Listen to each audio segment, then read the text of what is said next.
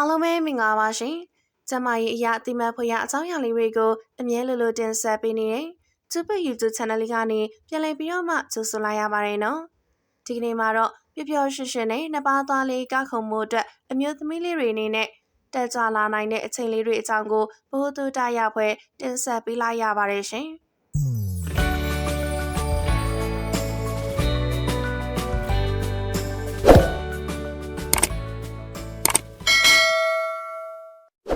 ဟုတ်ကဲ့ပါပရိသတ်ကြီးရေ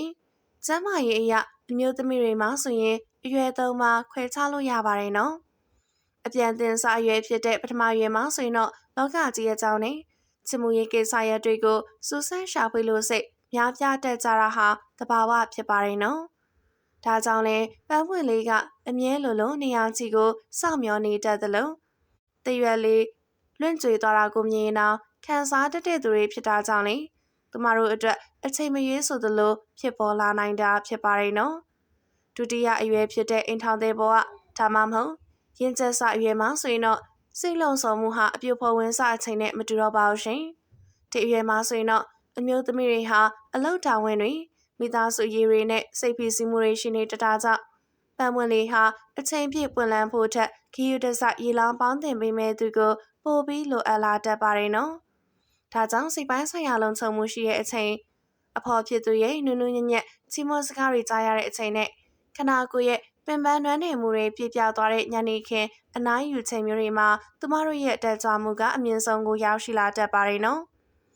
နောက်ဆုံးတတိယအရွယ်ဖြစ်တဲ့သွေးဆုံခါနီသို့မဟုတ်သွေးဆုံပြီးအရွယ်မှာတော့ခနာကိုတွင်ဟော်မုန်းဓာတ်အပြောင်းအလဲတွေကြောင့်စိတ်ဆန္ဒတွေကအရင်လိုမပြင်းပြတော့ဘူးလို့ထင်ရတတ်ပေမဲ့တကယ်တော့ပိုပြီးတည်ငြိမ်တဲ့အချက်ကိုရှာဖွေလာတာဖြစ်ပါတယ်ဒီအရွယ်မှာတော့အပေါ်ယံလုံးစုံမှုတွေထက်နှစ်ဦးသားကြားကနားလည်မှုနှွေးထွေးတဲ့ထိတွေ့မှုတွေနဲ့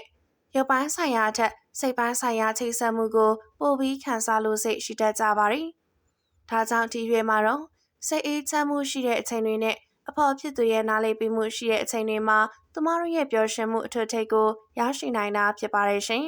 ။ဟုတ်ကဲ့ပါပရိသတ်ကြီးရေ